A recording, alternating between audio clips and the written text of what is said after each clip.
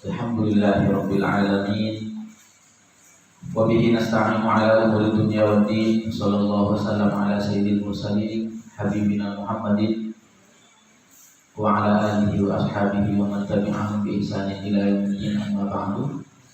Yang kami hormati para sepuh, para ahli ulama, para tokoh masyarakat, dan juga pengurus DKM Musola At-Taqwa Puri Bojong Lestari, dan juga para jemaah sekalian, bapak-bapak, ibu-ibu, adik-adik semuanya yang berbahagia. Alhamdulillah, untuk pertama kalinya ya malam ini saya pribadi, bapak-bapak, ibu-ibu udah sering jamaah, sudah sering bertemu, sering berjumpa. Kalau saya pribadi di sini baru malam ini bisa bersilaturahmi dengan bapak-bapak, ibu-ibu sekalian, sesuai dengan Pak Aan yang sudah cukup sering.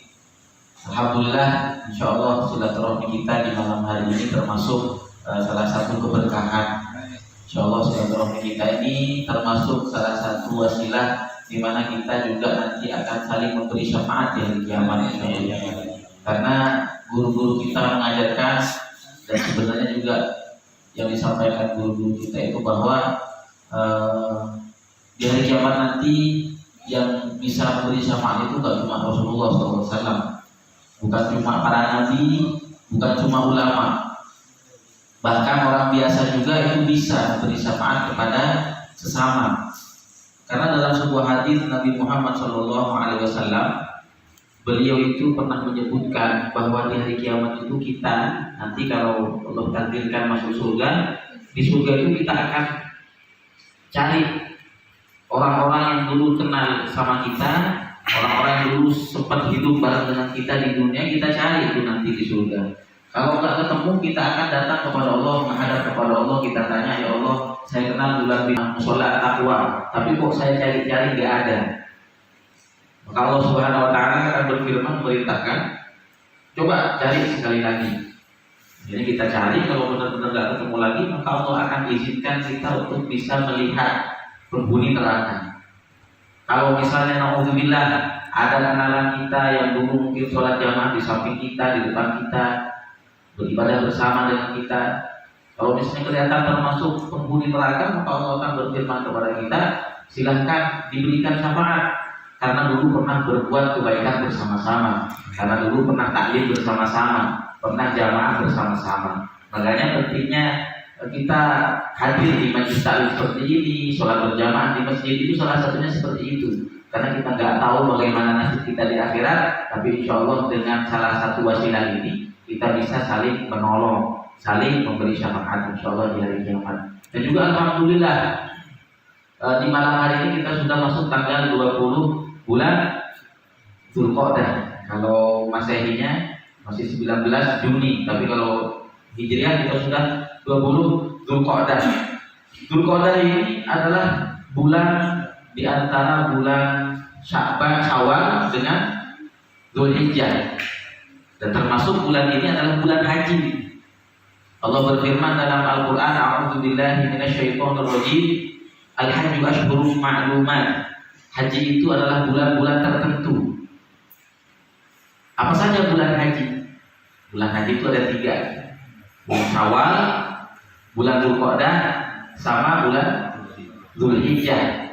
Dzulhijjah juga yang masih termasuk ke bulan haji itu cuma 10 hari pertama. Jadi bulan haji, waktu untuk ibadah haji, waktu yang boleh kita ihram untuk haji, berniat haji itu adalah bulan Dzulqa'dah, bulan Syawal, bulan Dzulqa'dah, sama 10 hari pertama bulan Dzulhijjah. Jadi bulan ini adalah bulan haji. Makanya kita lihat di berita itu, jamaah-jamaah haji kita ini dari Indonesia, alhamdulillah banyak yang sudah sampai di tanah suci, banyak yang sudah sampai di Madinah. Kalau kita lihat di berita itu ya, yang diberitakan oleh media Saudi, ketika pertama kali jamaah haji Indonesia tiba di Bandara Madinah itu subhanallah, itu ada ibu-ibu baru tiba di bandara, turun dari pesawat, langsung dia lepaskan barang-barangnya, langsung sujud syukur di Bandara Madinah sambil nangis, bersyukur kepada Allah sudah sampai di tanah suci Madinah. Itu diberitakan di sana. Bahkan ada yang lebih heboh lagi di Saudi itu, sekarang diberitain Ada jamaah haji dari Indonesia, kalau nggak salah Jawa Tengah, naik sepeda. Udah 7 bulan kalau nggak salah perjalanan. Itu juga sampai diundang di televisi Saudi. Itu menunjukkan kalau jamaah haji Indonesia ini termasuk salah satu jamaah haji yang paling semangat di dunia. Makanya meskipun negara kita ini dikasih kuota paling banyak, salah satu termasuk negara yang paling banyak kuota hajinya, daftar tunggunya Masya Allah kita di tahun 2022. Ada daerah yang 17 tahun, ada yang 20 tahun. Jawa Barat kalau nggak salah ingat saya itu 32 tahun ya, Jawa Barat. Jawa Timur kalau nggak salah apa 35 gitu. Intinya daftar tunggu haji kita udah jauh. Makanya kalau kita punya anak dan kita mampu untuk daftarin haji, daftarin. Mumpung masih kecil, nanti mereka hajinya kalau udah dewasa udah punya anak juga. Tapi perlu diketahui ya, ibadah haji itu bukan cuma sekedar mampu atau tidak sebenarnya. Jadi ibadah haji itu bukan urusan apakah kita punya uang atau enggak, apakah kita kaya apa enggak. Bukan cuma urusan itu ibadah haji. Ibadah haji itu lebih kepada panggilan dari Allah Subhanahu wa Ta'ala. Makanya Allah berfirman kepada Nabi Ibrahim ketika Allah ingin mensyariatkan ibadah haji. Allah itu perintahkan Nabi Ibrahim untuk menyerukan kewajiban haji kepada seluruh manusia. Allah berfirman dalam Al-Quran, A'udzubillahi minasyaitonirrajim, wa adzim fil nasi bil haji ya'tuka rijalan, dan seterusnya. Wa adzim fil nasi bil haji. Wahai Ibrahim, serukanlah kewajiban ibadah haji kepada seluruh manusia. Kalau kita lihat sejarahnya, Nabi Ibrahim itu ketika menerima wahyu dari Allah perintah untuk menyerukan ibadah haji, beliau sudah berada di kota Mekah. Yang ketika itu di kota Mekah cuma ada 3 orang aja. Ada Nabi Ibrahim, ada istri beliau yaitu Siti Hajar, ada putra beliau yaitu Nabi Ismail. Di suatu kota Mekah itu cuma ada 3 orang. Ada Nabi Ibrahim, Siti Hajar, sama Nabi Ismail. Akhirnya Nabi Ibrahim bertanya kepada Allah Subhanahu wa Ta'ala, ya Allah, bagaimana caranya saya bisa menyerukan kewajiban haji kepada seluruh manusia? Sedangkan di kota Mekah ini cuma ada 3 orang, nggak ada rumah lain selain rumah Nabi. Suara saya juga terbatas, saya teriak juga paling sampai berapa ratus meter. Akhirnya Allah berfirman kepada Nabi Ibrahim, tugasmu hanya mengikuti perintahku, yang menyampaikan itu adalah aku, kata Allah Subhanahu wa Ta'ala. Makanya setelah itu Nabi Ibrahim langsung menyerukan kewajiban haji kepada seluruh manusia, dan di dalam hadis disebutkan oleh Nabi Muhammad SAW, siapapun yang di alam arwah mendengarkan seruan Nabi Ibrahim kemudian menjawab seruan beliau, maka itu berarti orang yang diundang untuk ibadah haji oleh Allah Subhanahu wa Ta'ala. Dan siapapun yang di alam arwah tidak mendengar seruan Nabi Ibrahim atau mendengar seruan Nabi Ibrahim tapi tidak menjawab seruan itu, maka orang itu nggak akan pernah ibadah haji sekalipun kaya raya. Dan bisa kita lihat banyak orang yang kaya tapi nggak mau ibadah haji. Banyak orang yang mampu tapi nggak berangkat, nggak daftar. Salah satu buktinya tadi ya, kita lihat orang-orang yang di luar agama kita. Banyak orang-orang di luar agama kita ini, yang di luar agama Islam, kekayaan mereka itu jauh lebih besar daripada kekayaan kita. Makanya kalau kita lihat setiap tahun biasanya itu ada daftar 10 orang terkaya di dunia. Itu biasanya tiap tahun update. Kadang yang terkaya itu yang punya Microsoft. Siapa itu yang punya Microsoft? Siapa namanya itu? Bill Gates ya? Ya, Bill Gates. Pernah juga yang punya atau pendiri Apple. Siapa itu namanya? Pokoknya yang orang-orang terkaya di dunia masalah harta ini banyak dari mereka. Orang yang di luar agama kita. Tapi apakah pernah mereka itu ada niat haji? Gak ada.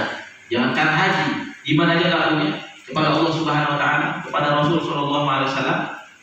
Tapi juga gak sedikit orang yang kalau kita lihat kayaknya gak mungkin dia bisa haji, ternyata dipanggil oleh Allah Subhanahu wa Ta'ala. Ternyata ada perundangan dari kerajaan Saudi. Dan ternyata kadang kita lihat kan di kampung-kampung kita ya, khususnya di Jawa Timur, Jawa Barat, sebagian daerah itu, sebagian kampung itu banyak TKI, TKW. Kalau dilihat dari ekonominya, Mereka itu ke Saudi itu memang karena ekonomi mereka lemah. Tapi ternyata berkat mereka jadi TKI, berkat mereka jadi TKW, mereka bisa melaksanakan ibadah haji setiap tahun bahkan. Makanya ibadah haji sekali lagi bukan cuma sekedar mampu apa tidak mampu, kaya apa tidak kaya. Haji itu lebih kepada panggilan dari Allah Subhanahu wa Ta'ala. Makanya kita cuma bisa berdoa kepada Allah Subhanahu wa Ta'ala. Barangkali tahun ini belum, tahun depan belum, insya Allah ada waktunya nanti kita bisa berhaji ke Baitullah, insya Allah. Insya Allah juga anak-anak kita Allah takdirkan untuk bisa melaksanakan ibadah haji. Kenapa orang Indonesia dan semua muslimin di seluruh dunia ini memperebutkan untuk bisa ibadah haji, memperjuangkan untuk bisa ibadah haji? Kenapa? Karena memang ibadah haji ini pahalanya sangat besar. Pahala yang dijanjikan oleh Rasulullah SAW itu sangat besar. Dalam hadis Nabi Muhammad SAW pernah bersabda dalam hadis sahih, "Man hajja falam yarfuth wa lam yafsuq raja'a min dunubihi kayaumi waladathu ummuh." Kata Rasulullah SAW, barang siapa yang melaksanakan ibadah haji, falam yafsuq, kemudian dia tidak berlaku, falam yarfuth, kemudian dia tidak berkata kotor, walam yafsuq, dan dia tidak berbuat fasik, tidak bermaksiat kepada Allah selama ibadah haji, raja'a min dunubihi kayaumi waladathu ummuh, maka dia itu akan kembali keluar dari dosa-dosanya seperti hari dia dilahirkan oleh ibunya. Kalau kita lihat anak kecil yang baru terlahir dari ibunya itu gak punya dosa, bersih dari dosa, gak punya maksiat kepada Allah Subhanahu wa Ta'ala, maka orang yang baru melaksanakan ibadah haji juga semua dosanya dihapus oleh Allah Subhanahu wa Ta'ala. Dosa kecil, dosa besar, bahkan dalam hadis lain disebutkan oleh Nabi Muhammad SAW bahwa di hari Arafah, ketika jamaah haji sedang wukuf di padang Arafah, itu Allah berkata, berfirman kepada para malaikat, "Wahai para malaikatku, lihatlah hamba-hambaku yang sedang wukuf, aku membanggakan mereka kepada kalian, dan saksikanlah bahwa aku mengampuni semua dosa-dosa mereka." Bahkan orang yang ibadah haji ini didoakan langsung oleh Nabi Muhammad SAW.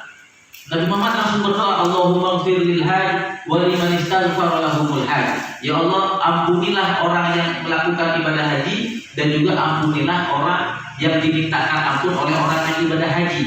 Makanya sunnahnya nih, kalau kita punya tetangga atau teman atau saudara atau kenalan yang baru pulang nanti setelah ibadah haji selesai, mereka pulang ke Indonesia, kita disunahkan menyambut, kita disunahkan silaturahmi, minta doa, karena mereka sudah diampuni dosanya, dan mereka juga kalau mendoakan mintain ampun untuk kita juga diampuni.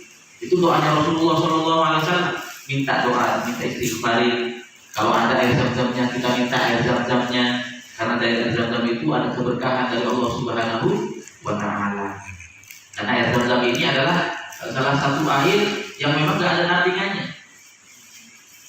Kalau jamaah kita di Indonesia ini, jamaah haji atau umroh, biasanya kalau pulang ke negeri ini, ke Indonesia, mereka itu masing-masing jamaah itu dikasih jatah biasanya berapa liter? 5 liter. Cuma 5 liter. Karena bagasi pesawat terbatas, jadi 5 liter. Biasanya kalau jamaah kita itu dari 5 liter ini diambil segelas, kemudian campur sama air berapa galon, ya kan? Jadi biar cukup. Tapi insya Allah meskipun cuma segelas dicampur beberapa galon, itu keberkahannya nggak berkurang. Karena kalau air zam-zam dicampur dengan air lainnya ini juga ikut menjadi barokah gara-gara air zam-zam. Dan kalau kita minum air zam-zam, kebetulan dikasih sama orang yang ibadah haji, air zam-zam ini beda dengan air lain, beda dengan minuman lain, beda dengan makanan lain. Kalau makanan dan minuman lain kita disunahkan makannya dan minumnya duduk, ya kan? Dalam hadis Nabi Muhammad bersabda, "La yashrabanna ahadukum qa'iman," janganlah sekali-kali salah satu di antara kalian minum dalam keadaan berdiri, apalagi makan juga itu makruh. Beda dengan air zam-zam. Kalau air zam-zam ini sunnahnya kita minumnya berdiri dan menghadap kiblat dan berdoa sebelum minum air zam-zam. Karena air zam-zam itu kata Rasul, "Ma'u zam-zam lima syuribalah." Air zam-zam tergantung niat untuk apa diminum. Kalau kita niat minum air zam-zam untuk kesehatan, insya Allah Allah berikan kesehatan. Kita niat minum air zam-zam untuk diampuni dosa, insya Allah dosanya diampuni. Makanya nanti kalau kita ada kesempatan minum air zam-zam berdiri. Nah, kalau kita ngelihat ada orang minum berdiri, nah kita harus nunggu. Oh iya, mungkin dia lagi minum air zam-zam. Meskipun yang dipegang Yasmin, meskipun yang dipegang Aqua, mineral, husnudon aja. Mungkin tadi sebelum diminum udah dicampur. meskipun yang dipegang warna coklat, udah ada tehnya, mungkin nyeduhnya pakai air zam-zam. Tapi intinya seperti itu ya. Kalau kita ada teman ya kita mintain istighfar. Itu salah satu keutamaan haji. Dan juga Rasul bersabda itu dalam sebuah hadis, al-umratu ila umrah kafaratun lima bainahuma wal hajjul mabrur laisa lahu jazaa'un illa al-jannah. Di antara umrah dengan umrah selanjutnya itu adalah penghapus dosa di antara keduanya. Dan haji yang mabrur tidak ada balasan kecuali jannah, kecuali surga. Makanya itu subhanallah, insyaallah suatu hari nanti kita bisa melaksanakan ibadah haji. Kalau misalnya kita sudah nggak mungkin bisa ibadah haji, kalau sekarang peraturan terbaru kalau nggak salah yang bisa haji maksimal umur 65 tahun ya. Itu ada peraturan seperti itu sekarang. Bagaimana? Ya. Gak masalah, asal kita punya keinginan untuk haji, asal kita punya niat untuk haji. Sekedar niat saja dalam Islam itu sudah Allah catat sebagai pahala. Kita niat baca Quran dan ternyata nggak jadi baca Quran karena ada halangan, sudah dapat pahala baca Quran. Itu keistimewaan umat Nabi Muhammad SAW. Kita sudah niat mau haji, tapi ternyata nggak jadi haji karena misalnya terhalang karena usia, karena misalnya kayak kemarin itu ada jamaah haji berapa ratus orang yang meninggal 2 tahun terakhir ini, yang harusnya berangkat tahun 2020 atau 2021 tapi ternyata keburu meninggal, gak jadi haji karena ada halangan COVID dan seterusnya. Insya Allah orang-orang seperti itu juga dapat pahala. Makanya kita ini yang memang fisik kita gak melaksanakan ibadah haji, Allah itu maha adil. Kita masih ada kesempatan untuk meraih pahala haji meskipun fisik kita di sini, fisik kita di musola Taqwa, gak ada di tanah suci Mekah, tanah suci Madinah. Kenapa? Karena ada amalan-amalan yang diajarkan oleh Nabi Muhammad SAW yang kalau kita amalkan kita bisa dapat pahala ibadah haji. Yang paling populer itu yaitu sholat subuh berjamaah. Kemudian setelah sholat subuh berjamaah kita duduk berzikir kepada Allah Subhanahu Wa Taala, entah baca Quran, baca tahlil, tahmid, tasbih dan seterusnya, atau baca buku, belajar dan seterusnya. Itu semua termasuk zikir kepada Allah Subhanahu Wa Taala sampai terbit matahari, dan setelah terbit matahari baru kita sholat sunnah 2 rakaat, yaitu sholat sunnah syuruk. Atau kalau mau ditambah lagi sampai waktu duha, sekaligus gabung dengan sholat duha. Amalan ini kata Rasul, maka pahalanya seperti kahajatin tamah. Kata Rasulullah, pahalanya seperti haji yang sempurna. Dipastikan oleh Rasul, hajinya sempurna, artinya nggak kurang sedikit pun dari pahala ibadah haji. Gak kurang sedikit pun dari pahala lepas jumroh, wukuf di Arafah, mabit di Musdalifah, mabit di Mina dan seterusnya, itu gak berkurang sama sekali. Itu yang pertama. Kalau kita ingin dapat pahala haji, bahkan kalau bisa tiap hari, bisa haji tiap hari sebenarnya. Kalau kita ada waktu ya. Jadi kalau kita ada kegiatan di kantor, gak mungkin sampai tiap hari begitu, ya gak apa-apa. Sesempat ya Sabtu atau Minggu.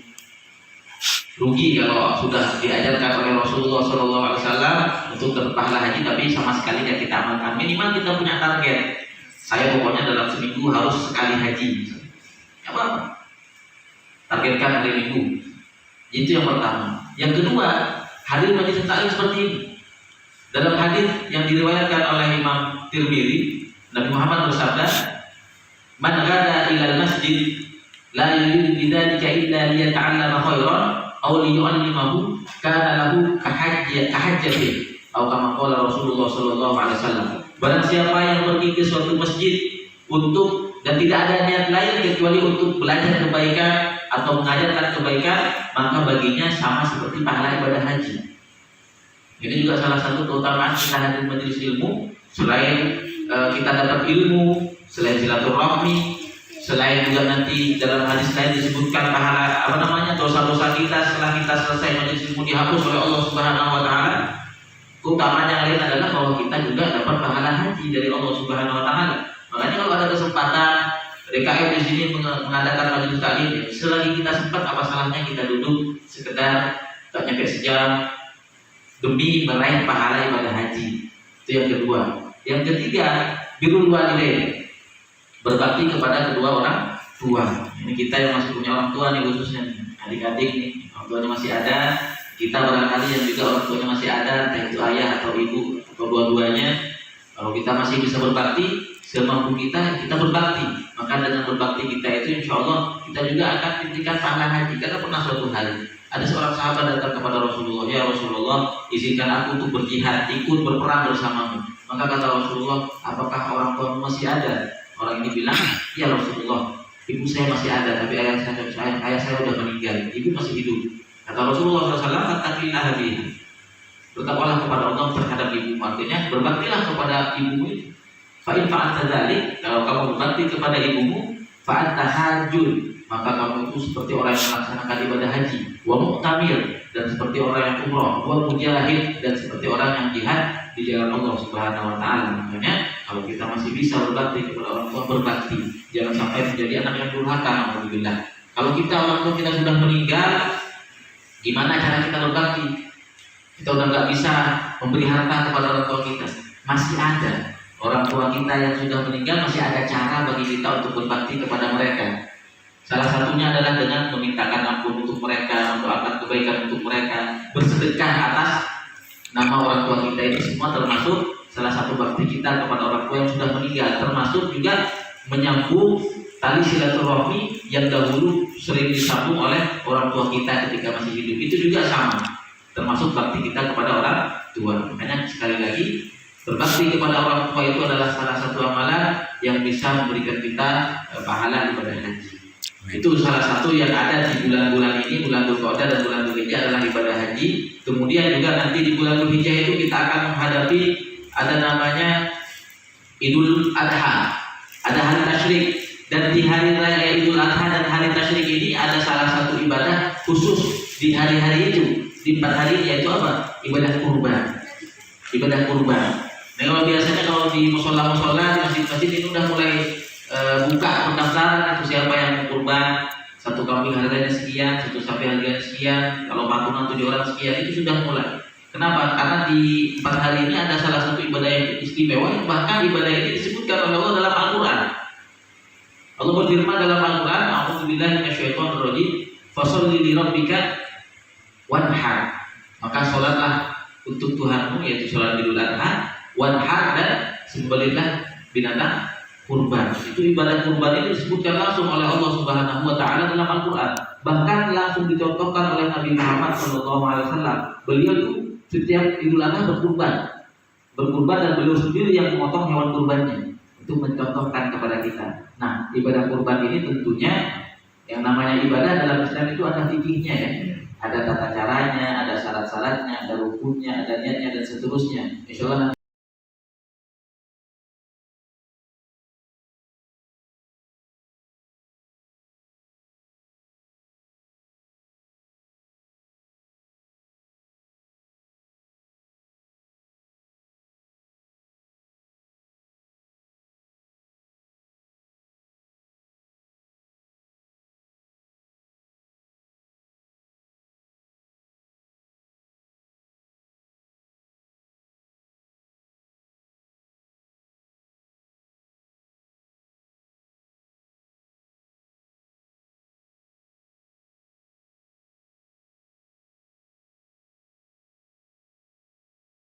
akan kita bahas mengenai hal itu. Tapi yang jelas ketika kita sudah masuk ke bulan Dzulhijjah, bulan Dzulhijjah itu termasuk salah satu al-ashhurul hurum, salah satu 4 bulan yang dimuliakan oleh Allah Subhanahu wa taala. Allah berfirman dalam Al-Qur'an, "Inna iddatash shuhuri 'indallahi 12 syahran." Sesungguhnya jumlah bulan di sisi Allah itu ada 12 bulan. Minha arba'atul hurum. Di antara 12 bulan ini ada 4 bulan yang mulia. Apa saja 4 bulan yang mulia ini? Yaitu Dzulqa'dah, Dzulhijjah, Muharram, kemudian satu lagi bulan Rajab. Dzulqa'dah, Dzulhijjah, Muharram, dan Rajab. 4 bulan yang mulia ini tidak sama seperti bulan yang lain. Kalau di bulan yang lain berbuat ibadah pahalanya sekian, di bulan-bulan haram ini, di bulan-bulan yang haram ini pahalanya dilipat gandakan oleh Allah Subhanahu wa taala. Terlebih lagi di bulan Dzulhijjah ini ada 10 hari pertama. 10 hari pertama ini yang lebih utama daripada hari-hari yang lain di bulan haram. Makanya hari-hari ini bahkan sampai dijadikan sumpah oleh Allah dalam surat Al-Fajr. Wal fajr, demi waktu fajar sebelum subuh. Wal layalin ashar, dan demi 10 malam pertama di bulan Dzulhijjah. Jadi ketika Allah bersumpah dengan satu waktu, maka itu menunjukkan bahwa waktu tersebut adalah waktu yang mulia. Makanya hal ini dijelaskan oleh Nabi Muhammad SAW. Ma min ayyamin ahabba ilallahi wa al-'amalu sholihi afdalu minhu min hadhil ayyamil 'ashr. Tidak ada hari-hari yang mana lebih dicintai oleh Allah Subhanahu wa taala dan pahala ibadah itu lebih dilipat gandakan, lebih utama daripada 10 hari pertama di bulan Dzulhijjah. Makanya di 10 hari pertama bulan Dzulhijjah ini kita disunahkan yang pertama berpuasa. Ada namanya puasa bulan haram, khususnya puasa Dzulhijjah ini sangat dianjurkan, sangat disunahkan. Dari tanggal 1 sampai tanggal 9. Tanggal 10-nya sudah Idul Adha, nggak boleh puasa. Tanggal 11, 12, 13 hari tasyrik juga haram puasa. Tapi 1 sampai 9 kita disunahkan puasa sunnah Dzulhijjah. Terlebih lagi di hari Arafah tanggal 9 Dzulhijjah itu sehari sebelum Idul Adha kita disunahkan kalau bisa kita puasa sunnah. Jangan sampai ketinggalan minimal hari Arafah. Karena puasa Arafah ini salah satu keutamanya kata Rasul apa? Itu bisa menghapus dosa-dosa setahun yang lalu dan dosa-dosa setahun yang akan datang. Tanggal berapa Idul Adha nanti? Tanggal 9 atau 10. Pokoknya 1 hari sebelum Idul Adha kita kalau bisa puasa Arafah. Jangan kelewat. Lumayan kita puasa 1 hari, 2 tahun dosa kita diampuni oleh Allah Subhanahu wa ta'ala. Jadi 10 hari pertama Dzulhijjah itu adalah salah satu amalan yang paling mulia. Perbanyak zikir di 10 hari pertama itu, perbanyak juga ibadah kepada Allah, perbanyak baca Al-Quran, dan sebisa mungkin kita jauhkan diri kita dari maksiat. Kenapa? Karena kata para ulama, selain di bulan-bulan haram ini Allah melipat gandakan pahala, perbuatan dosa juga begitu. Sama kayak tanah suci Mekah, tanah suci Madinah, kita beribadah di sana pahalanya dilipat gandakan, berbuat dosa di sana juga dilipat gandakan oleh Allah Subhanahu wa taala.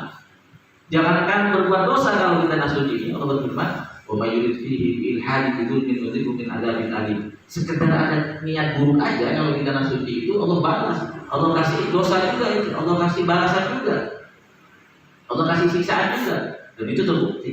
Banyak ya cerita-cerita dari saudara tetangga kita itu lagi jamaah lagi haji di tanah suci ada niat buruk aja, ada prasangka buruk aja, kadang langsung Allah tunjukkan.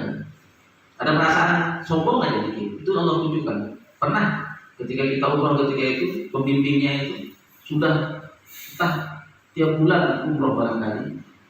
Jadi masalah jalan-jalan di kota Mekah itu udah hafal, jalan di kota Madinah udah hafal, jalan-jalan di Indonesia juga bahkan udah hafal. Pernah terucap dari mulut beliau itu, beliau yang cerita sendiri kepada jamaah, mengingatkan jamaah jangan sampai ada perasaan sombong di tanah suci. Beliau cerita, saya pernah ngomong begini katanya. Kalau Mekah itu udah saya kuasai, jalan apa sih yang saya tak kenal? Yang saya nggak tahu jalan apa sih? Beliau ngomong begitu. Mungkin tidak ada niat sombong, cuma kan omongan itu Allah catat, malaikat itu catat. Benar itu Allah tunjukkan. Beliau jalan, satu jalan, lupa, blank. Ini kemana ini? Ke hotel tempat saya di mana? Masjidil Haram di mana? Pusing. Baru setelah beliau ingat, oh iya tadi saya itu ngomong seperti tadi. Istighfar beliau, baru Allah ingatkan lagi itu beliau. Jadi kalau di tanah haram ini, tanah suci, sekedar berniat saja sudah Allah tunjukkan, apalagi berbuat dosa. Kita juga kalau di bulan-bulan yang mulia ini usahakan jauhkan diri kita dari maksiat, karena dosanya juga dilipat gandakan alhamdulillah oleh Allah Subhanahu wa taala. Baik, ini mungkin kita bahas mengenai fikih kurban secara singkat karena memang fikih kurban ini saya yakin insyaallah semuanya sudah pada maklum ya, udah pada paham. Sekedar mengingatkan bahwa kurban itu di sini disebutkan dalam adab syar'i, kurban itu sunnah muakkadah, sunnah yang sangat dianjurkan. Beda dengan madzhab Hanafi. Kalau madzhab Hanafi kurban itu wajib. Kalau kita madzhab Hanafi itu kayak di India, Pakistan, Afghanistan itu muslimin di sana itu rata-rata madzhab Hanafi. Madzhab mereka itu kurban itu wajib bagi yang mampu ya, bagi yang mampu itu wajib. Kalau nggak kurban dosa, karena itu disebutkan dalam Al-Quran. Ketika Allah memerintahkan sesuatu bagi mereka itu adalah suatu kewajiban. Sama kayak sholat witir. Bagi mereka itu sholat witir wajib. Untungnya kita sholat madzhab Syafi'i, jadi witirnya nggak wajib.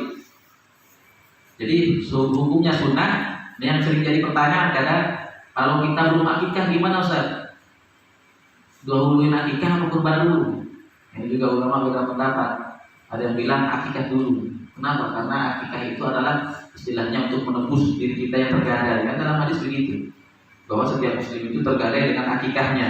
Kalau belum diakikahi, maka berarti dirinya belum terbebas dari tergadai itu. Tapi ada ulama yang mengatakan dahulukan kurban. Kenapa? Karena kurban itu waktunya terbatas. Idul Adha, hari tasrik yang 3 itu. Sedangkan akikah waktunya masih bisa kapan saja. Kalau mampu bisa berkurban ketika itu kurban aja. Masalah akikah nanti ada rezeki lain. Pendapat yang paling kuat dalam mazhab Syafi'i bahwa yang lebih utama itu adalah kurban. Karena itu jelas disebutkan di dalam Al-Quran. Kemudian yang binatang yang boleh dikurbankan dalam Islam itu ada kambing atau domba, sapi atau kerbau, dan unta. Kalau kambing minimal umurnya 1 tahun, ya kan?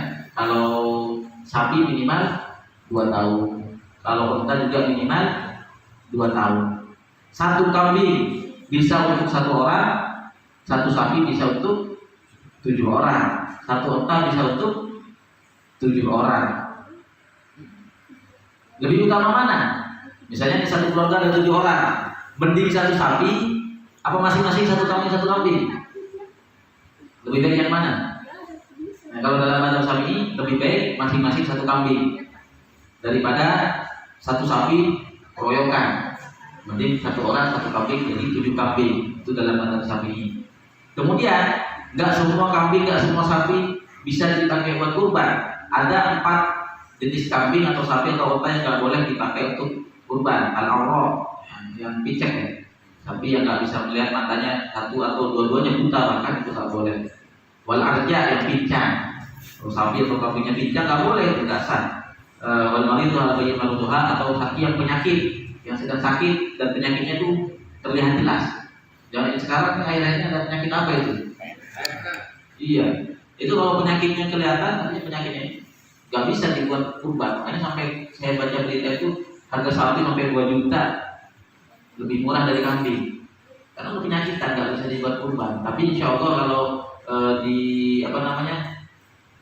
tempat-tempat penjualan sapi atau kambing kurban itu sudah sesuai syarat. Kalau nggak sesuai syarat sampai dipajang. Kemudian juga sapi atau kambing yang kurus krempet, sama sekali nggak ada dagingnya, kelihatan tulang doang kulit, habis disembelih keluar darah doang, cuma dibagi-bagi tulangnya, buat apa? Itu juga nggak sah. Jadi ada 4 macam ya. Tapi kalau misalnya ada kambing atau sapi, mohon maaf, testisnya ya, testisnya itu kepotong, nggak ada testisnya 1 atau 2. Paham dokter testis apa? Itu bahasa biologi testis. Iya, testis itu apa namanya? Iya itulah. Ya torpedo ya. Apa? Bukan bijinya. Kandung kemihnya. Itu kalau itu nggak ada itu nggak masalah. Nggak masalah. Atau tanduknya patah, nggak punya tanduk nggak masalah. Tapi kalau kupingnya nggak ada kuping, satu kupingnya putus, nggak sah. Atau nggak punya ekor, ekornya putus, nggak boleh juga. Nah, waktu menyembelih itu dari waktu sholat Id sampai terbenam matahari hari tasyrik. Jadi 4 hari tadi itu. Makanya kalau sholat Idul Adha disunahkan, sholat Idul Adha itu lebih awal. Beda dengan sholat Idul Fitri ya. Kalau Idul Fitri waktu duha itu agak dilebihin dikit.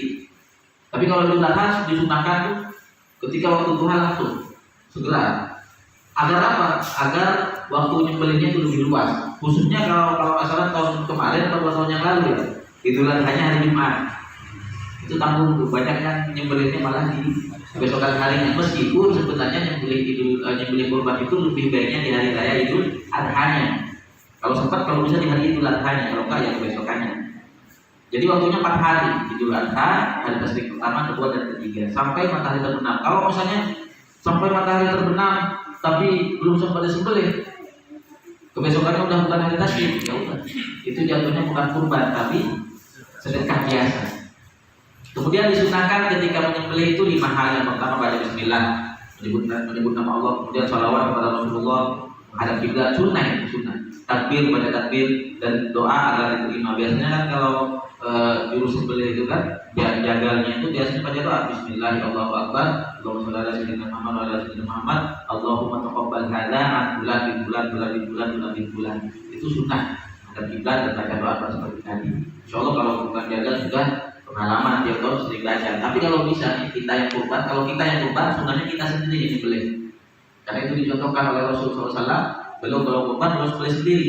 Kecuali kalau yang kurban itu nggak mampu untuk menyembelih, karena misalnya anak-anak atau ibu-ibu itu disunahkan meskipun nggak bisa menyembelih langsung, sunahnya hadir menyaksikan pemotongan hewan kurbannya, disunahkan. Dan sunahnya kalau kurban itu kurban sunnah, bukan kurban yang dinadarkan, itu sunahnya kita yang berkurban itu disunahkan untuk mengambil bagian dari daging kurbannya. Kalau di dalam mazhab Syafi'i dibagi tiga, sepertiga untuk pekurban, 2/3-nya dibagi-bagi. Sunahnya sepertiga, tapi di sisi lain disebutkan oleh ulama, semakin banyak daging yang disedekahkan semakin bagus. Kalau bisa kita cuma ngambil sedikit aja, sekedar mengambil barokah dari hewan kurban kita. Kalau bisa semakin banyak yang dikasih ke orang lain, begitu. Dan nggak boleh daging kurban dijual, makanya nih termasuk yang sering diingatkan ketika penyembelihan kurban, nggak boleh daging kurban itu atau kulitnya atau bagian apapun dari binatang kurban itu dijadikan upah menyembelih, nggak boleh dijadikan upah menyembelih. Tapi kalau dikasih ke tukang sembelihnya sebagai jatah dia, jatah dari daging kurbannya nggak masalah, asal jangan dijadikan dalam rangka sebagai upah, nggak boleh, karena itu sama seperti menjual, nggak boleh. Kemudian disunahkan juga nih bagi orang yang mau kurban, dari tanggal 1 Dzulhijjah itu sunahnya jangan potong kuku, jangan potong rambut. Dari tanggal, kalau sudah punya niat kurban nih, udah ada niat kurban, udah transfer atau udah nyiapin kambing, domba dan segala macam, dari malam Idul Adha itu sudah jangan potong kuku dulu sampai selesai binatang kurbannya disembelih, baru dia potong kuku. Tujuannya apa? Karena dalam hadis sebutnya biar istilahnya pahala-pahalanya itu juga bisa tersampaikan kepada anggota tubuh itu yang masih belum dipotong, itu rambutnya juga dapat ampunan dari Allah, dapat barokah dan seterusnya. Itu salah satu sunnah bagi orang-orang yang berkurban. Barangkali itu saja sekedar sedikit atau secara ringkas mengenai fikih kurban. Masih ada waktu sebelum Isya, barangkali ada yang mau ditanyakan baik mengenai kurban, mengenai haji ataupun yang lainnya, kami persilahkan.